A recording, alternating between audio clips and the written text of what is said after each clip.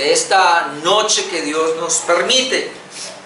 Seguimos observando, estudiando, hermanos, la carta del apóstol Pablo a los romanos. Carta del apóstol Pablo a los romanos. Qué bueno poder estudiarla. Yo no sé si usted se está gozando, pero yo me estoy gozando porque estoy comprendiendo ciertas verdades que de pronto no son tan claras para uno o tan fáciles de asimilar. Sobre todo este tema del capítulo número 9, que tiene que ver con la soberanía de Dios en la elección. La soberanía de Dios en la elección. Así estamos mirando todo el capítulo 9, después del apóstol Pablo dar toda la enseñanza en Romanos, del 1 al 8, carta del apóstol Pablo a los romanos del 1 al 8, hablar acerca del tema de la justificación por la sola fe. Ahora viene a hablarle específicamente a los judíos. Y toma capítulo 9, capítulo 10 y capítulo 11 para hablarle a los judíos de el remanente, del por qué. Porque la pregunta es, bueno, y si esto es así, si Pablo está tan seguro de la justificación por la sola fe, y si es verdad que el Señor a nadie más justifica sino por medio de la fe, entonces ¿qué pasa con los judíos? Luego los judíos no son su pueblo. Entonces por eso Pablo tiene que venir y darle unas respuestas a aquellas preguntas que fácilmente se hacen, o como hemos dicho, siempre hay un oponente o siempre hay una persona que va a objetar lo que Pablo está enseñando. Ya hemos visto 3 temas allí de la soberanía de Dios en la elección. Hermanos, Dios es soberano al elegir. Y entonces Él está hablando de esta parte. Comenzamos a ver la razón por la cual todo Israel no ha venido, es por la incredulidad precisamente de ellos, de no aceptar en Jesucristo al Mesías. Primer punto que veíamos. Punto 2, el verdadero pueblo de Dios no es el étnico como tal, no es la nación judía, sino que el verdadero pueblo de Dios son los creyentes, constituidos tanto por gentiles como por judíos. Todos los creyentes, gentiles o judíos, son el pueblo de Dios. Veamos hace 8 días la elección de los hijos de Dios, capítulo 9, versículos 10 al 13, donde veíamos 3 cosas para recordar: que aunque sean mellizos, solo uno es elegido. Veíamos el caso de los hijos de Isaac, que fueron mellizos o gemelos, y a pesar de que venían de la misma simiente, en este caso Abraham, las simientes, Isaac, y obviamente se esperaba que de ahí todos, pero el Señor de los mellizos elige a uno, ama a uno y al otro aborrece. Terminábamos diciendo que esa palabra aborrecer es dura, pero hay que aceptarla en el sentido de que Dios eligió solamente a Jacob y a Esaú lo desechó. Ese es el punto. Entonces se ve la palabra aborrecer, o por lo menos que no lo amó para salvarlo. La elección es por la soberanía de Dios y no por las obras. El versículo 11 lo deja claramente. Antes de que ellos nacieran, antes de que hicieran una obra buena o mala, el Señor los había elegido a uno y al otro no. Y terminábamos viendo, Dios solo ama a los elegidos para salvación. A Jacob amé, más a Esaú aborrece. Bueno, el apóstol Pablo sigue, obviamente, y esto es algo que nos va a llevar por lo menos hasta el versículo 24. Hoy vamos a ver, hermanos, que el solo título lo hace pensar: la misericordia de Dios restringida. Yo dije qué título le pongo a esta parte, pero dado que los versículos 14 al 18 que vamos a tocar en esta noche hablan de la misericordia de Dios, y ver cómo Dios frente a esa misericordia la restringe, pues yo no vi otro título: la misericordia de Dios restringida. Ahora, inmediatamente uno cuando ve ese título ahí dice, ¿pero cómo? ¿Acaso la Biblia no dice que Dios es misericordioso? ¿Que Dios es grande en misericordia? ¿Y acaso no vemos que la misericordia es un atributo de Dios? ¿Cómo así que restringida? ¿En qué sentido la puede restringir? Yo le preguntaba a mi esposa, bueno, ahora que estamos mirando el punto, pues es fácil entender de que la restringe, porque la restringió con los 2 mellizos, ¿no? Se la dio a uno y al otro no. Pero le decía, ¿y la puede restringir a los creyentes o no? Porque la verdad, Dios tuvo misericordia de nosotros para salvación. Y Él es misericordioso, pero ¿será que Dios sigue restringiendo esa misericordia a nosotros como creyentes? Y yo le puedo responder que sí. ¿Por qué? Porque hay muchos textos que así lo mencionan, por lo menos uno, creo que es Hebreos 4, 15 y 16, no estoy mal, donde dice que nos acerquemos confiadamente al trono de la gracia. Acercaos pues, dice, y le dice a los creyentes, con fe, confiadamente al trono de la gracia, para hallar misericordia y hallar gracia para el oportuno socorro. Ahora yo pregunto, todos necesitamos misericordia diariamente, y si no nos acercamos al trono la hallaremos, entonces la restringen. Eso es lo interesante, porque muchas personas creen, y lo mismo pasa con el amor de Dios. El amor de Dios es para todos por igual. No, pero un momentico. No es así. Por lo menos la gracia de Dios y la misericordia de ese pasaje que le acabo de mencionar no es para todos. Es para aquellos que se acercan. Por eso le dice, acercaos a mí. Acercaos confiadamente y hallaréis. Entonces, si yo no me acerco, pues no la hallo. Entonces, en ese sentido depende de nosotros. Ok. Esta misericordia de Dios restringida, y seguimos hablando en este caso de Israel, porque todo el tema tiene que ver con Israel, la soberanía de Dios en la elección, y está tocando acá con el pueblo de Israel, que obviamente es aplicable a nosotros. Vamos a leer los versículos 14 hasta el 18 para mirar tres cosas, y rápidas, realmente no es muy largo el tema. Quise llevarlo así, no ir hasta el 24 de una vez, porque entre 8 días quiero hablar de esa parte. Pero dice Romanos capítulo 9, versículo 14, ¿qué pues diremos? ¿Que hay injusticia en Dios? De ninguna manera. Pues a Moisés dice, tendré misericordia del que yo tenga misericordia, y me compadeceré del que yo me compadezca. Así que no depende del que quiere ni del que corre, sino de Dios que tiene misericordia. Porque la Escritura dice a Faraón, para esto mismo te he levantado, para mostrar en ti mi poder y para que mi nombre sea anunciado por toda la tierra. De manera que de quien quiere tiene misericordia, y al que quiere endurecer, endurece. Tremendo. Para hablar de la elección, y lo dejamos claro, Dios elige no por las obras.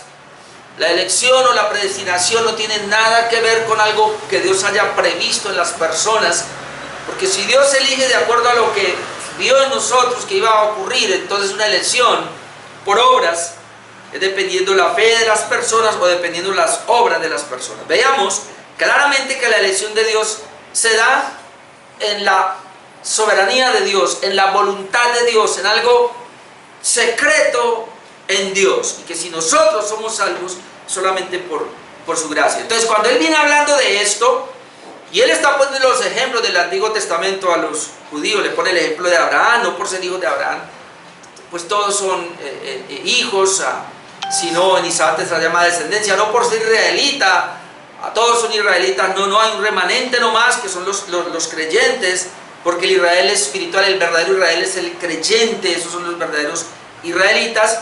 Y sigue hablando el apóstol Pablo, bueno, le va a poner otros ejemplos, y pone el ejemplo ahora de los hijos de Abraham, en este caso Isaac, que él tiene dos hijos, pero luego escoge uno, es decir, ama a uno y aborrece al otro. Cuando esto lo hace, es fácil que el objetor o el oponente del apóstol Pablo, hoy día obviamente, lo primero que va a venir a nuestra mente es, a ver, si esto es así, es porque Dios es injusto, es decir, hay injusticia en Dios. Porque nosotros no podemos, y ese es el problema, pretender deducir quién es Dios desde nuestra percepción. Porque nosotros somos caídos. Todos nosotros somos caídos, por muy espiritual que alguien sea, Él es caído de un remanente de pecado. Así que Él no puede percibir desde su punto de vista a Dios hay que percibirlo desde la palabra. Y aún así cantamos ahora, Él es incomprensible. Ese atributo se llama la incomprensibilidad de Dios. Es decir, hermano, tú y yo, por más que estudiemos la palabra y conozcamos a Dios, no lo vamos a comprender totalmente. Entonces, dice una manera, hermanos, de darse en la elección, que hay cosas que usted y yo no vamos a entender, pero que la Biblia sí lo presenta. Entonces, a ver, si si no hay nada, si Dios elige a las personas sin haber nada en ellas, y aún así, sin mirar nada en ellas, sino por su propia gracia o su propio amor, algo de Él, y si Él lo hace así, y toma a este y a este no, Dios es injusto. Es lo primero que la gente va a plantear. Porque si no es, ¿por qué entonces no los salva a todos? Esa es la gran pregunta que la gente se hace. Ahora, la realidad es que la Biblia no dice que los salva a todos. Hay un infierno y las personas están yendo al infierno. Entonces es una gran realidad. Dios no salva a todos. Ahora, Dios tampoco condena a todos. Si Dios condenara a todos, pues no estaría la palabra, no estaríamos nosotros acá y no estaríamos con la promesa de un cielo. Y la realidad es que la Biblia registra que hay un pueblo de Dios que va con Él al cielo. Entonces Dios separa y a unos salva y a otros no salva. Todas las religiones, hermano. Solo el cristianismo es el único que no, pero todas las religiones dicen que Dios salva por las obras. Es decir, Dios ve a las personas y de acuerdo a lo que ellos sean, lo que hagan o como vivan, así el Señor los salva. De hecho, el cristianismo lamentablemente está así, porque la gente cree que Dios responde de acuerdo a cómo somos nosotros. Si ora mucho, si ayuna mucho, si da mucho para la obra, así lleva una vida muy íntegra, muy santa, y entonces Dios de esa manera es que los lleva para allá y por eso desecha a los otros. Entonces la gente siempre tiene esa idea. Entonces cuando Pablo le dice de esa manera, a ver, esos dos muchachos, Dios sencillamente cogió a uno y lo salvó al otro, no, a ver, un momentico, no. Pablo, explíquese bien porque no entiendo. Eso quiere decir que hay injusticia en Dios. Entonces mi primer punto es, no, porque esta restricción no hace a Dios injusto. Versículo 14. Esta restricción, es decir, de la misericordia de Dios, no hace a Dios injusto. Y eso es lo que dice el versículo 14. ¿Qué pues diremos? Ahí está el que objeta.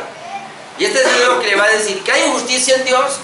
Es decir, si esto es así, entonces vamos a decir, o algunos ya están diciendo, diría Pablo, que hay injusticia en Dios. Inmediatamente él dice, en ninguna manera. O podríamos decir absolutamente no, o nos paramos a decir 1000 y 1000 veces no. No hay injusticia en Dios. No puede haber injusticia en Dios. A la nueva versión internacional de ese pasaje nos dice, ¿qué concluiremos?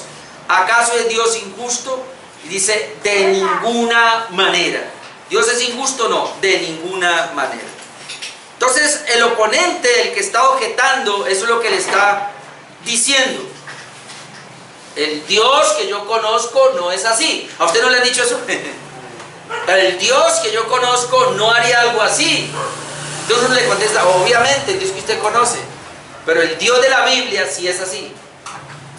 ¿Cómo? Ahora, lo primero que tenemos que entender nosotros, y lo que Pablo está diciendo en ninguna manera, es porque él está diciendo, a ver, hay un atributo de Dios que se llama su justicia. Y cuando uno mira ese atributo de la justicia de Dios, por todo lado usted ve que Dios es justo, Dios es justo. ¿Qué es justo? Que él actúa de manera equitativa. Por eso, cuando allá en Génesis 18, cuando Abraham está intercediendo por Sodoma y Gomorra, él dice, el Dios que hizo la tierra no hará lo que es justo. Claro que sí. Entonces Dios es justo. Y obviamente, como ya dije, es porque como amé a uno y aborrecí al otro, entonces la gente cree que de alguna manera hay una injusticia en Dios y Pablo tiene que decir no. Ahora, Dios no es injusto, ¿por qué? Porque Dios es misericordioso y de hecho por eso Él está mostrando, Él allí no está hablando, y en este punto y no está hablando de la justicia de Dios, sino que está hablando de la misericordia de Dios. Por eso el tema de la misericordia restringida. ¿Por qué sabemos que no está hablando de la justicia de Dios? Porque otra vez están los dos mellizos.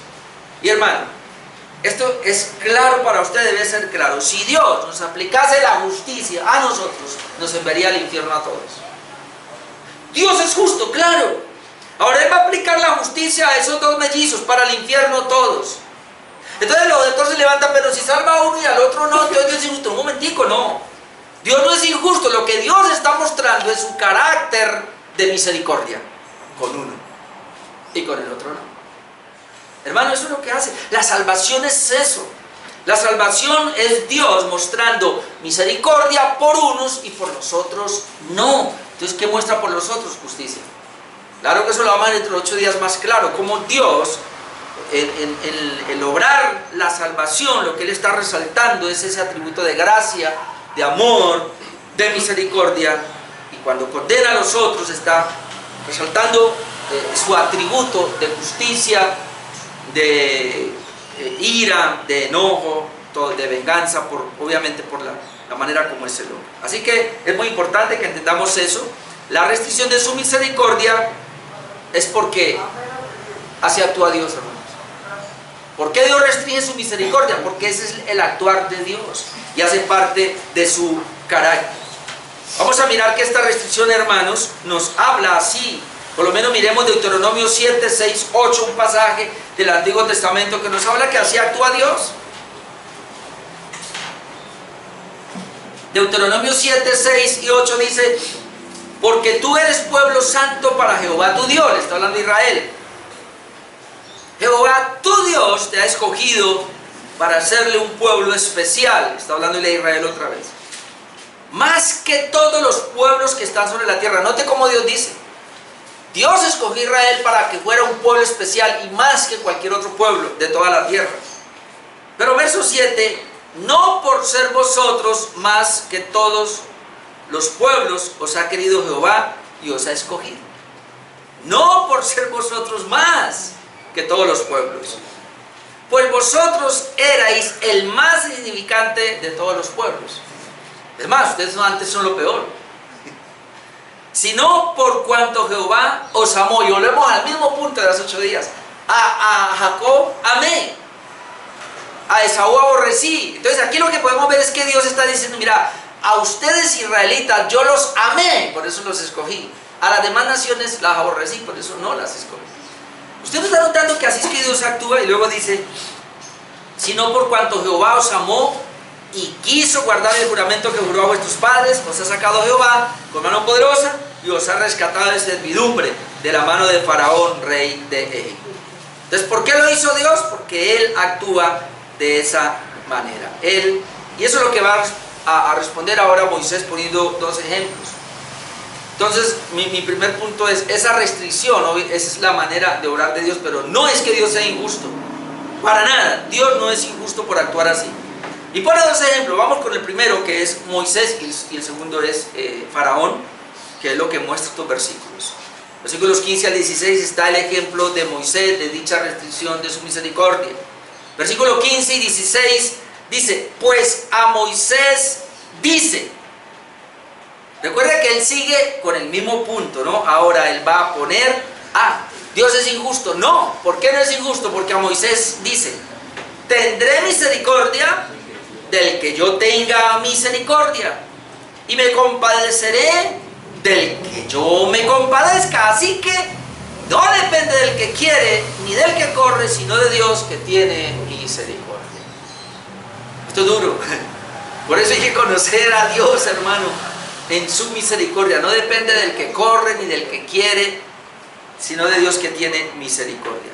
Nueva Versión Internacional dice: es un hecho que a Moisés le dice: tendré misericordia de quien quiera tenerla y seré compasivo con quien quiera serlo. Por lo tanto, la elección no depende del deseo ni del esfuerzo humano, sino de la misericordia de Dios. Cada vez vemos entonces, hermano, que estamos aquí por la gracia de Él, por su misericordia, porque Él en su beneplácito quiso escogernos, quiso salvarnos. Ahora, el apóstol Pablo está extrayendo las palabras de Moisés, o mejor dicho, las palabras de Dios que le dio a Moisés en Éxodo 33, y déjenme yo le leo desde el versículo 18 para comprender un poco. Ahí la historia, hermano, relata que el pueblo se ha rebelado. El pueblo es un pueblo idólatra. Dios ha destruido a una muy buena parte del pueblo de Israel, y bueno tenerlo, pero ya ha salvaguardado otra parte porque Moisés se ha puesto a interceder por el pueblo. Ahí estamos viendo entonces que el mismo pueblo de Israel, Dios destruyó a unos y a otros no los destruyó. Y en ese contexto entonces hay un deseo el Señor les dice, mira, está bien, yo voy a ir, este pueblo es un pueblo rebelde, un pueblo no. Yo voy a ir con ustedes, pero por medio de mi ángel, voy a enviar mi ángel, ¿verdad? Y el pueblo dijo, ¿cómo así, Señor, que vas a enviar? El pueblo se asustó, porque no queremos el ángel, queremos la presencia de Dios que le había prometido. Y entonces en ese contexto vamos a leer Éxodo 33, 18. Entonces dijo, aquí está hablando de Moisés, cuando él dice que va a enviar un ángel que no va. Te ruego que me muestres tu gloria. Versículo 18. Y le respondió, yo haré pasar todo mi bien delante de tu rostro y proclamaré el nombre de Jehová delante de ti y tendré misericordia del que tendré misericordia y seré clemente para con el que seré clemente. Dijo más, no podrá ver mi rostro porque no me verá hombre y vivirá. Y dijo aún Jehová, he aquí un lugar junto a mí y tú estarás sobre la peña y cuando pase mi gloria yo te pondré en una hendidura de la peña y te cubriré con mi mano hasta que haya pasado. Después apartaré mi mano y verás mis espaldas, mas no se verá mi rostro. El Señor habla cuando Él dice, bueno, está bien, Señor, si tú no has de ir conmigo, no nos saques de aquí. Creo que es el verso 15 el que lo dice. Y entonces Él se queda y Moisés dice, bueno, Señor, está bien, yo quiero saber que vas con nosotros, muéstrame tu gloria. Él ya había mostrado la gloria de Dios en el tabernáculo y ahora Él quería que le mostrara la gloria y el Señor dice, está bien, pero hay un peligro. Si yo te dejo ver mi gloria, te vas a morir. No hay hombre que me vea y quede vivo, y Él lo sabía. Entonces el Señor dice, voy a hacer una cosa contigo, mami, voy a pasar todo mi bien delante de ti. Cuando yo pase, mi gloria pase, te voy a poner en la peña y te voy a poner en una hendidura. Y en esa hendidura voy a poner mi mano para que cuando yo pase, seas librado. Y yo puedo pensar que ese texto que dice, tendré misericordia, el que tendré misericordia, aunque uno lo puede tomar con lo que está pasando con el pueblo de Israel, que el Señor había derramado su ira por la incredulidad del pueblo y había matado un poco, pero a otros no los había matado, que ahora estaban con Moisés. Pero también que la Biblia registra, ya lo hemos dicho, Dios no puede manifestar la gloria porque la gente muere. Pero el Señor tuvo misericordia de Moisés y lo pone en la hendidura de la peña para que cuando pase la gloria, pone la mano y no le hace nada. Entonces, en ese sentido puedo ver también que Él dice, tendré misericordia del que yo tendré misericordia y seré clemente para con el que seré clemente. Porque luego dice, verás mis espaldas, mas no verás mi rostro. Es decir, Moisés nunca vio el rostro del Señor. Cuando él pasa el Señor por allí con su gloria, pero luego cuando ya ha pasado, ya quita la mano y cuando ya Él va a ver, Él dice que ves así como las espaldas de Dios. Es decir, no ve el rostro de Dios, no ve la presencia de Dios y por eso Dios lo protege. Entonces tuvo misericordia de Moisés. Y la razón por la cual Él le ha dicho al pueblo también, y hay que mirar todo el contexto de Éxodo 33, es que yo no voy con ustedes más, es porque, hermano, la presencia de Dios, la gloria de Dios los pudiera fulminar. A ver ese pueblo tan rebelde. Entonces es en ese contexto que Moisés dice, que Dios dice, tendré misericordia del que tendré misericordia y seré clemente para con el que seré clemente. Ahora, Pablo toma ese episodio y lo trae a la aplicación que le está dando a los israelitas de que hay un remanente y que el Señor ha tenido misericordia y sigue teniendo misericordia de ese remanente, pero no de todos. Entonces el objetor está diciendo, pero ¿cómo si el Señor no nos va a salvar a todos? Hay justicia en Dios, porque si el Señor no está mirando nuestra conducta, si el Señor no está mirando nuestro comportamiento, si el Señor no está mirando nuestra fe, y aún así, siendo iguales delante de Dios, a uno salva y a otro no, Él es injusto. Y el Señor dice, no, porque yo, cuando derramo mi misericordia, la derramo de quien quiero. Y yo puedo tener misericordia del que quiero y no de todos. Por eso Pablo ahora aplica el verso y dice, así que no se trata del que corre ni del que quiere, sino de Dios que tiene misericordia. Y esto es bien interesante, hermano, porque otra vez cada vez estamos viendo que la salvación, hermano, no tiene ni una milésima en nosotros, sino que todo está en Dios. El pastor MacArthur dice allí, no es la elección o el esfuerzo del hombre, sino Dios mismo quien toma la iniciativa de extender su misericordia al pecador. La salvación nunca es iniciada por elección humana, sincera ni merecida por esfuerzo humano denodado. Siempre tiene comienzo en la voluntad soberana y eterna de Dios en su gracia. Aquellos que reciben la misericordia de Dios la reciben única y exclusivamente por la gracia. Ismael quiso recibir la bendición, pero no la recibió. Esaú corrió tras la bendición, por así decirlo, pero tampoco alcanzó a recibirla. El ejemplo entonces de Moisés: Dios tendrá misericordia, y no es del que corre ni del que quiere. De hecho, aquí lo hemos dejado claro: el hombre no quiere. Y eso es muy importante. La Biblia registra eso: el hombre muerto espiritualmente no quiere correr a Dios, ni quiere acercarse a Dios para salvarlo si no tuviera Dios misericordia. Es impresionante, pero mire, tanta gente por acá saben que hay una iglesia y no vienen. ¿Cuándo vienen? Cuando usted y yo, hermanos, vayamos o alguien les comparte el evangelio y Dios, por su gracia, abra su corazón y ponga el querer y el hacer, y ahí solamente vendrán. De lo contrario, no van a venir. Y número 3, el ejemplo de Faraón. Faraón es un ejemplo de la restricción. Versículos 17 y 18. Dice así. Y recuerda el pensamiento que trae, ¿no? Ahí está el objetor: pero Dios es injusto, y si salva a unos y a otros no, si no está mirando. Porque otra vez la gente dice: no, un momentico, el hecho de que Dios lleve gente al cielo es porque algo vio en esa persona, algo vio ahí.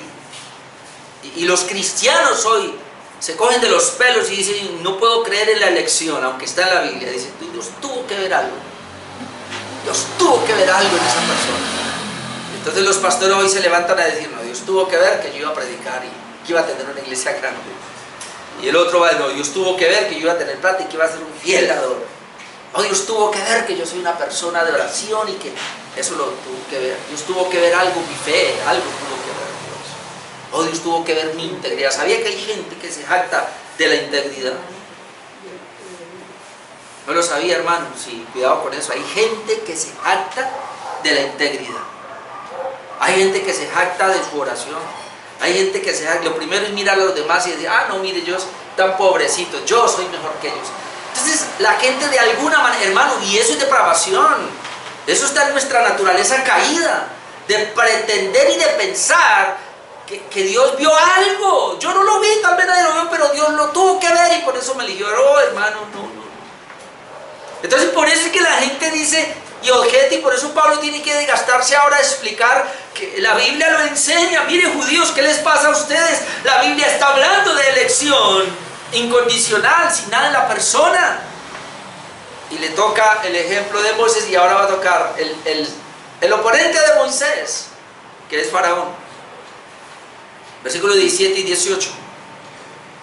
Porque toda la escritura dice a Faraón, perdón, porque la escritura dice a Faraón, y esto ya es más duro: para esto mismo te he levantado, para mostrar en ti mi poder y para que mi nombre sea anunciado por toda la tierra. De manera que de quien quiere tiene misericordia, y aquí está más fuerte, y al que quiere endurecer, endurece. Oh, ¿y ahora qué? Porque, hermanos, es un pasaje que de alguna manera, yo sé que algunos, yo no soy capaz de entrar todavía ya, de pronto el hermano Jackson sí. Pero aquí es un texto para decir como de alguna manera Dios metió la mano en la doble predestinación, en la predestinación de los condenados. Y yo sé que hay gente que ha dicho sí, y se levanta y sí. Para nosotros obviamente es bien difícil, pero puede ser, o por lo menos el apóstol Pablo lo está llamando de esa manera. Ahora yo voy otra vez a ser un poco suave. Dice la Nueva Versión Internacional: porque la escritura le dice al faraón: te he levantado precisamente para mostrar en ti mi poder y para que mi nombre sea proclamado por toda la tierra. Así que Dios tiene misericordia de quien Él quiere tenerla y endurece a quien Él quiere endurecer. Eso es duro. Ok, vamos a ver entonces de dónde es que toma esto, obviamente. Pablo otra vez lo está tomando de un texto de Éxodo capítulo 9, versículo 13 al 16. Usted sabe qué está pasando en Éxodo, ¿no? Éxodo 3, 4, llamamiento de Moisés, luego lo manda a que saque Israel de Egipto. Y vamos a mirar unos pasajes acá, pero primero miremos Éxodo 9, 13 al 16, que es de donde toma esto. Es decir, aquí vemos el contraste de lo que ya hemos visto con Moisés. Dios tuvo misericordia de Moisés, pero no la tuvo de Faraón. Ahora la pregunta ¿es que acaso hay diferencia entre Faraón y Moisés? Ya vimos que no. No la hay. La única diferencia está en la elección, pero no en ellos. Éxodo 9:13. Entonces Jehová dijo a Moisés: levántate de mañana y ponte delante de Faraón. Aquí ya han habido muchas plagas, pero le está diciendo, porque creo que del capítulo 7 comenzaron las plagas. Ponte delante de Faraón y dile: Jehová, el Dios de los hebreos, dice así: deja ir a mi pueblo para que me sirva. Porque yo, note, está hablando Dios, enviaré esta vez todas mis plagas a tu corazón, le dice a Faraón, sobre tus siervos y sobre tu pueblo, para que entiendas que no hay otro como yo en la tierra, porque ahora yo extenderé mi mano para herirte a ti y a tu pueblo de plaga, y serás quitado de la tierra. Y a la verdad yo te he puesto para mostrar en ti mi poder y para que mi nombre sea anunciado en toda la tierra. Eso lo dijo Dios. Se lo dijo a Moisés para que se lo dijera a Faraón.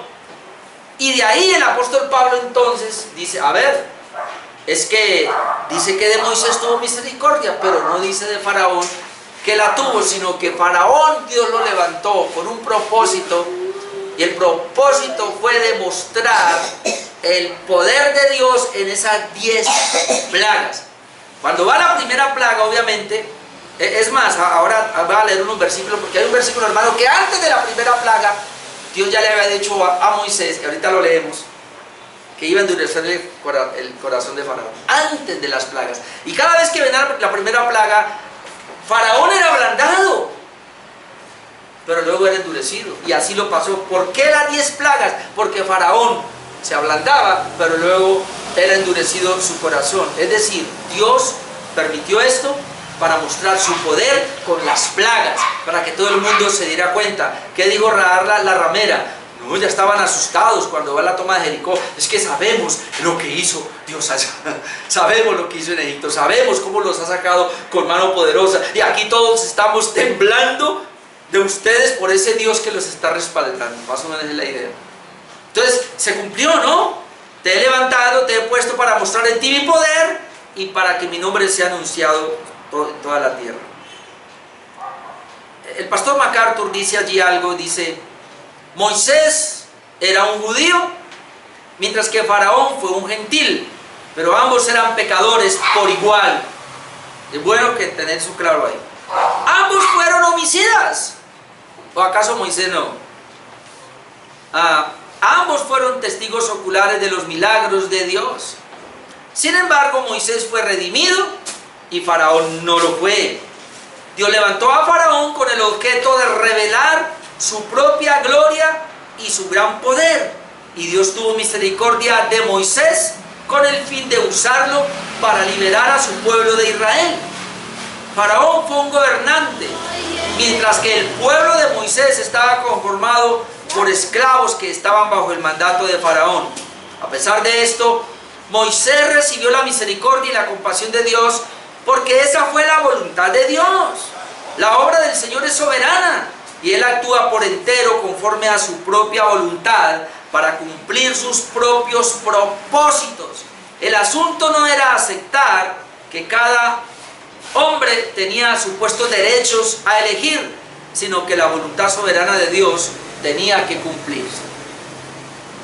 Y por eso, hermanos, a muchos no les gusta este tema de la elección, porque ellos Otra vez, porque desde acá, desde la humanidad, quieren interpretar a Dios cuando no tiene que procurar desde Dios, desde la palabra, interpretarlo a Él. Y ahí es donde le decimos, no entendemos, Señor, pero tú lo dices, lo creo. Eso es lo que nos toca. Si hay verdades que yo no puedo entender, pero están ahí, entonces yo tengo que aceptarlas, las creo, aunque no las pueda entender. No todo lo vamos a entender, mis amados hermanos. Ahora, Faraón fue endurecido, pudiéramos decir de otra manera, su corazón no fue ablandado, sino más bien que fue dejado en su incredulidad. Es una de las, como que yo me inclino hacia esa parte, ¿no? Obviamente creo en la otra, sino que si realmente Faraón endureció su corazón o Dios se lo endureció. Ahora, la realidad es que Faraón, su corazón ya estaba endurecido, pero la Biblia habla de que Dios lo estaba endureciendo. Mire, creo que hay 20 versículos, 20 veces que el corazón de Faraón es endurecido, y creo que hay 10 donde habla de que él lo endureció, pero hay 10 que habla de que Dios lo endureció. Así que voy a traer 5 y 5, se las muestro rápido. Éxodo 7:13 dice: y el corazón de Faraón se endureció y no los escuchó como Jehová lo había dicho. Note que ahí él se endureció. Éxodo 7:22 dice: y los hechiceros de Egipto hicieron lo mismo en sus encantamientos, y el corazón de Faraón se endureció y no los escuchó como Jehová lo había dicho. Éxodo 8:15: pero viendo Faraón que él había dado reposo, endureció su corazón y no los escuchó como Jehová lo había dicho. Éxodo 8:19: entonces los hechiceros dijeron a Faraón: dedo de Dios es este. Mas el corazón de Faraón se endureció y no los escuchó como Jehová le había dicho. Éxodo 8:32: mas Faraón endureció aún estaba en su corazón y no dejó ir al pueblo. Y hay otros allí, pero dejémoslo allí. Miremos ahora un actuar de Dios. Éxodo 4:21, y ahí es donde yo quería llegar. En Éxodo 4:21 todavía no ha ido a Faraón. Dios está hablando con Moisés, y mire lo que le dice: y dijo Jehová a Moisés: cuando hayas vuelto a Egipto, mira que hagas delante de Faraón todas las maravillas que he puesto en tu mano. Ahí lo está mirando. Pero yo endureceré su corazón, de modo que no dejará ir a mi pueblo. Dios es el que está diciendo: yo voy a endurecer ese corazón de Faraón. Ahora, Éxodo 9:12 dice: pero Jehová endureció el corazón de Faraón y no los oyó como Jehová lo había dicho a Moisés. ¿Sí ven que es lo mismo? No los oyó porque Jehová endureció el corazón. En otro él endureció el corazón. Éxodo 10:20: pero Jehová endureció el corazón de Faraón y éste no dejó ir a los hijos de Israel. Éxodo 10:27: pero Jehová endureció el corazón de Faraón y no quiso dejarlos ir. Otro, Éxodo 14:8: y esto ya es cuando ya salieron, ¿no? Que van a cruzar el Mar Rojo. Y endureció Jehová el corazón de Faraón, rey de Egipto. Aquí ya había muerto el primogénito de Faraón. Ya ellos ya se habían quedado. Sin embargo, ellos no querían levantarse ahora. Ellos estaban allá en Egipto, ya habían quedado aplastados con la muerte de todos los primogénitos, y por eso el pueblo había salido. Es decir, ya se fueron, ya quedaron derrotados allá. Sin embargo, el verso Éxodo 14:8 dice: y endureció Jehová el corazón de Faraón, rey de Egipto, y él siguió a los hijos de Israel, pero los hijos de Israel habían salido con mano poderosa. Es decir, ¿por qué Faraón y todos los carros y su ejército siguieron por el desierto hasta que entraron al mar y se ahogaron ahí? Porque el corazón de Faraón Dios lo endureció. Ahora, déjeme, yo voy a leer aquí dos comentarios. Faraón endureció su corazón, la Biblia lo dice. Dios endureció su corazón, la Biblia lo dice. Entonces hay un pecado que es directamente por el corazón del hombre, pero hay otro, o digámoslo, el mismo endurecimiento, pero ahora hay una situación donde Dios endurece. No traje la cita, pero cuando vamos a Romanos, que ya lo vimos, creo que 24, 26 y 28, si no estoy mal, hablan de que dice así: por no tener en cuenta a Dios, Dios los entregó a una mente reprobada. Dios los entregó a cometer todo tipo de pecados, de donde el homosexualismo es eso. Dios los ha entregado. La idolatría. Y la idolatría, todo eso, Dios los entregó a la idolatría. Entonces uno como que ve la mano de Dios actuando, pero ¿de qué manera actúa Dios? Vamos a ver qué dice acá Douglas Moo, comentarista, dice lo siguiente: la palabra endurecer del griego silerino alude a un estado de falta de sensibilidad hacia Dios, su palabra y su obra. En el libro de Éxodo no queda clara la relación entre la divina decisión de endurecer el corazón de Faraón y el propio endurecimiento de su corazón por parte de Faraón.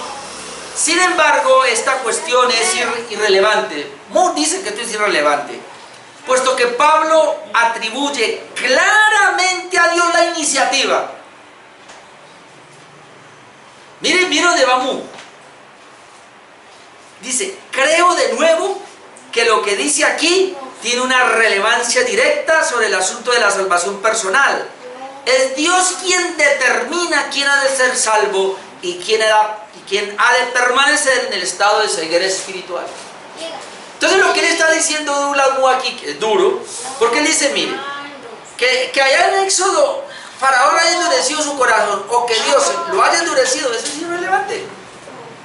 Dice, lo relevante aquí es lo que Pablo está diciendo con relación a los escogidos, que Dios, y tomando ese punto, porque Pablo está diciendo que Dios sí endureció el corazón de Faraón. ¿Sí ve? Pablo lo está afirmando, que Dios endureció su corazón. Ahora, el comentarista William Hendrickson dice lo siguiente: es claro que cuando Dios endurece el corazón de una persona que se ha endurecido contra su hacedor, él no puede ser acusado de ser injusto. Sea que Dios realmente haga esto, o que en lugar de ello muestre misericordia, es algo que está más allá del poder de decisión de esa persona o de nosotros. Es un asunto que le corresponde a la propia voluntad, al poder y al decreto eterno de Dios. Es tal como se dice en el versículo. Aunque él trata de suavizar un poco, pero termina diciendo, es decir, hermano, nosotros no podemos cuestionar a Dios lo que él está diciendo de por qué él habla del corazón de unos para salvarlos, pero endurece el corazón de otros para no salvarlos. No podemos entender eso. Pero lo que sí podemos entender es que él lo hace. Lo hace, porque así dice la Escritura. Y obviamente, hermano, esto es fuerte. Por eso algunos han tratado de suavizar, y yo lo he tratado de suavizar, y es así. He escuchado a los pastores decir esto: lo que endurecer implica más bien que Dios ya no lo restringe, o Dios ya no lo detiene. Recuerde que hablamos de una gracia común, y hemos dicho que el hombre no puede cometer más allá la maldad, porque Dios de alguna manera restringe el pecado del hombre. Si Dios no restringiera el pecado del hombre, hermano, ya esto se hubiera vuelto un caos. Pero hay momentos donde Dios lo que hace es que suelta de alguna manera al hombre, y cuando Dios lo suelta, el hombre hace todo lo que pudiera hacer en su pecado. Es lo que vemos en Romanos 1. Cuando dice la Biblia que Dios los entregó, es más o menos como que Dios soltó, hermanos. Es como si el hombre, no sé, una represa, ¿no? El hombre es como una represa de maldad, y Dios le permite, lo tiene represado, de alguna manera lo restringe y suelta por ahí chorritos, y a veces abre una compuerta poquita y ve la maldad del hombre, y en algunos hay más maldad porque le abre una compuerta, pero si Dios abriera totalmente la compuerta del hombre, hermano, saldría. Entonces Dios en su gracia común restringe el pecado. Entonces muchos teólogos dicen, eso es lo que hizo con Faraón. Faraón es muy malo, y obviamente cuando él en su maldad, su corazón estaba tan endurecido, no, ¿cuál es? Yo no voy a dejar ir a este pueblo, no es que me sirve. Pero cuando veía el poder de Dios, él de alguna manera decía, sí, sí, mejor que se vayan, está bien, y hablaba con Moisés, ore por mí más bien, y está bien, que se vayan. Pero luego Dios lo endurecía, es decir, soltaba ese corazón, y cuando lo soltaba, ¿cómo van a irse? No puede ser que se vayan a ir. Entonces, más o menos es así, hermano. Y esto es así, hermano, porque el corazón del hombre es muy malo. Aún la Biblia dice que es tan perverso que nadie lo puede conocer. Tú y yo no sabemos, hermano, lo que podemos hacer si Dios no nos restringiera en su gracia. Usted no sabe, hermano. O tal vez lo ha hecho, yo lo he hecho. Cuando Dios por alguna manera ha soltado algo, hermano, ha soltado, yo me he visto ir de cabeza. De pronto usted no, pero sí, así es. O piense en todo lo que usted ha hecho, hermano, o antes de venir al Evangelio, ¿usted qué hacía? ¿Cómo era, hermano? ¿Qué hizo? Aún si estando en el Evangelio, muchas veces no buscamos a Dios como es debido y Dios nos suelta un poquito. ¿A dónde vamos, hermano? Entonces, más o menos, esa es la idea. Entonces, este texto nos muestra la soberanía de Dios en la salvación. Versículo 18, de manera que de quien quiere, tiene misericordia, y al que quiere endurecer, endurece. Del que quiere Dios, en su plan eterno de redención, tiene misericordia. Y del que no, dice acá, o mejor, y al que quiere endurecer, endurece. Este es el punto crítico. ¿Cómo así? Claro. Quiere endurecerlo, lo endurece. Es decir, digamos, ahí no le da ninguna gracia. Y por eso él no puede venir. Miremos el caso de Judas. Ahí. Hechos 1, 16 al 17. Hechos 1, 16 leemos. Dice aquí Pedro: varones, hermanos, era necesario que se cumpliese la escritura en que el Espíritu Santo habló antes por boca de David acerca de Judas. ¿Y qué habló? Que fue guía de los que prendieron a Jesús y era contado con nosotros y tenía parte en este ministerio. O sea, la escritura, dice Pedro, debía cumplirse, que estaba con nosotros, tenía parte con nosotros, fue contado con nosotros, tenía parte en el ministerio, pero entonces se fue a su lugar. Está hablando ahí lo que le pasó. Pero miremos Juan 6, 70 al 71. ¿Qué dijo Jesús de Judas? Juan 6, 70. Jesús le respondió: ¿no os he escogido yo a vosotros los 12 y uno de vosotros el diablo? Hablaba de Judas Iscariote, hijo de Simón, porque este era el que le iba a entregar y era uno de los 12, porque así estaba escrito. Y entonces el Señor dice, tenía que ser así. Juan 17, 12. Juan 17, 12, cuando Jesús está orando, dice: cuando estaba con ellos en el mundo, o sea con los 12, yo los guardaba en su nombre. A los que me diste yo los guardé y ninguno de ellos se perdió, sino el hijo de perdición, para que la escritura se cumpliese. El hijo de perdición. Es decir, hermanos, lo que le pasó a Judas estaba escrito. Lo que le pasa a usted está escrito. Lo que le pasa a los que van al infierno está escrito, porque Dios no está innovando, ni Dios está ensayando, Dios no está probando nada. Dios está llevando a cabo el plan que Él planeó. Lo que Él planeó lo está ejecutando ahora, hermanos. Eso es lo que muchos no entienden. Tú y yo somos salvos desde antes de la fundación del mundo. Él nos escogió desde antes de la fundación del mundo. Él nos eligió desde antes de la fundación del mundo. A los otros no los eligió, y por eso, hermano, van a ir al infierno. Pero los humanistas se levantan a decir: eso es muy duro, porque entonces quiere decir que si Dios eligió a Pepito Pérez, lo va a salvar. Pero Pepito Pérez no quiere ser salvo y lo va a salvar. Pero entonces Dios no eligió a Juanito Pérez, no lo eligió. Pero Juanito Pérez quiere ser salvo, y el Señor le va a decir: no puede, porque yo no lo elegí. Pero ¿por qué a la gente habla así? Ninguno de los dos, ni Pepito ni Juanito, quieren, porque ellos nacieron depravados en el pecado.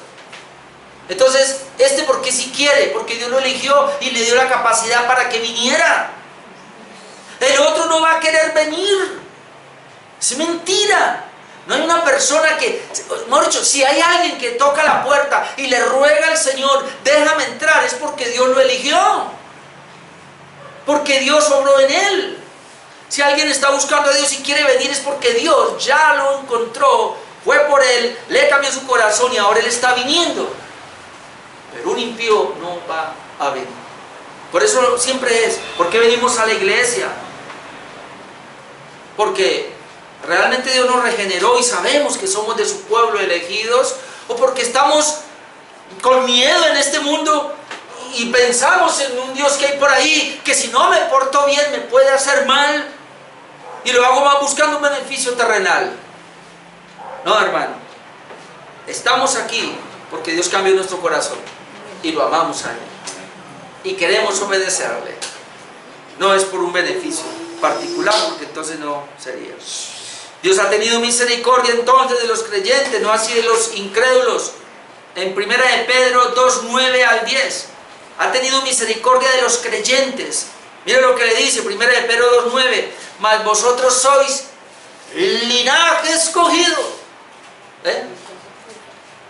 Ustedes son un real sacerdocio, son una nación santa, pueblo adquirido por Dios. Eso es la iglesia, pueblo adquirido por Dios, para que anunciéis las virtudes de aquel que lo llamó de las tinieblas a la luz. Dios fue el que llamó de las tinieblas a la luz, y que anunciar. Pero luego dice el verso 10, vosotros que en otro tiempo no erais pueblo, pero ahora sois pueblo de Dios, que en otro tiempo no habíais alcanzado misericordia, pero ahora habéis alcanzado misericordia. ¿Por qué alcanzamos misericordia? ¿Por qué la misericordia no estuvo restringida para nosotros? Porque Dios dice que somos linaje escogido, pueblo adquirido por Dios. Ahora, en Romanos 11, 30 al 36, que después vamos a llegar, que ya como concluye el apóstol Pablo, hermanos, la salvación que tiene para los judíos, que apenas estamos en el capítulo 9, pero mire lo que él dice en el versículo 30, y déjeme yo le leo hasta el 36 para unir todo esto.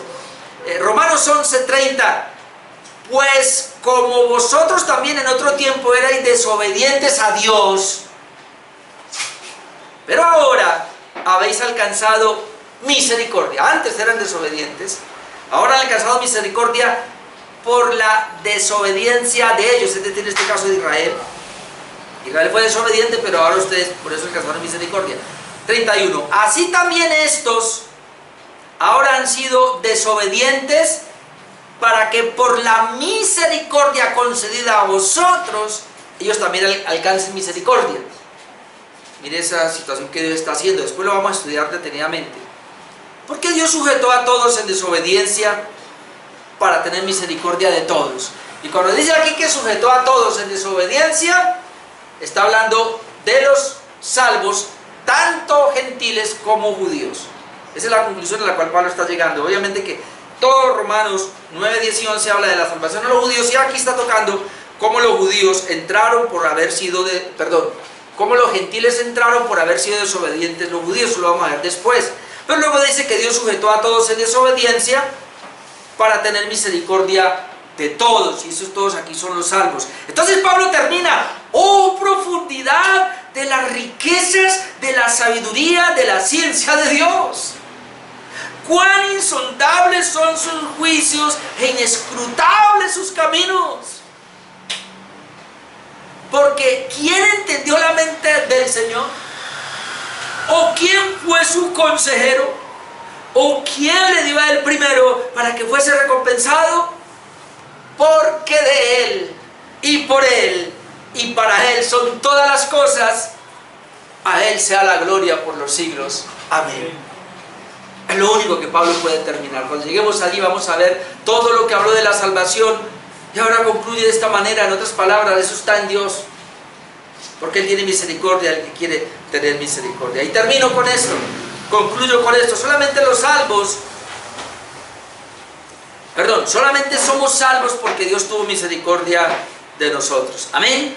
Amén. Tito 3, 3, 7, que no debemos olvidarlo. Tito 3, 3.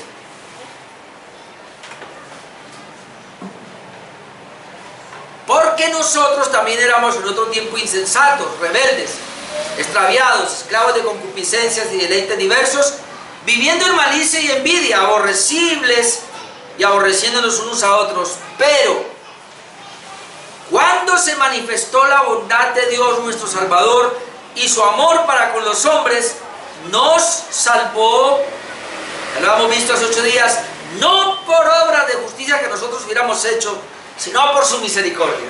¿Por qué nos salvó?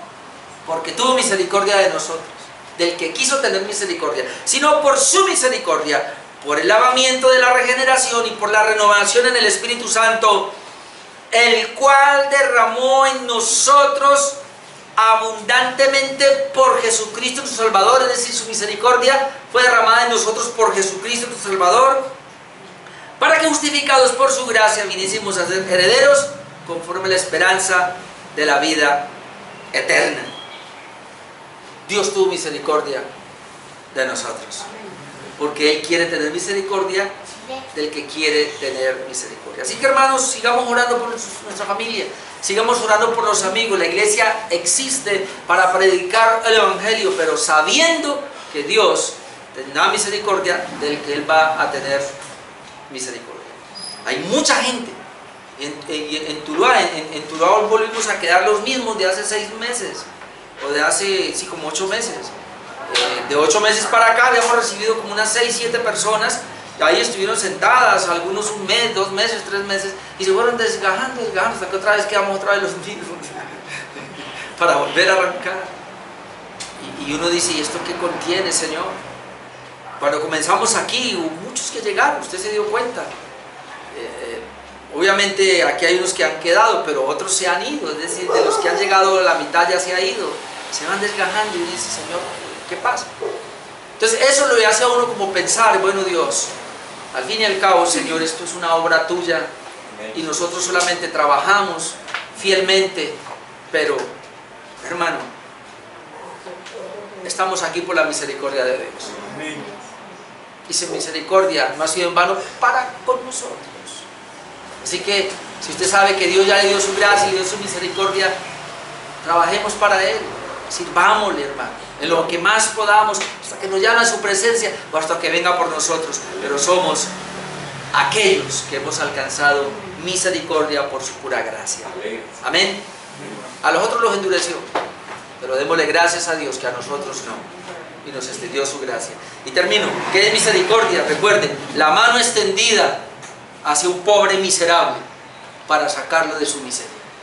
Eso es misericordia. Una mano extendida de Dios que se extendió y ni siquiera yo levanté la mano, como alguien dice, yo estiré la mano. No, Él me agarró y me sacó. Amén. Amén. Oremos.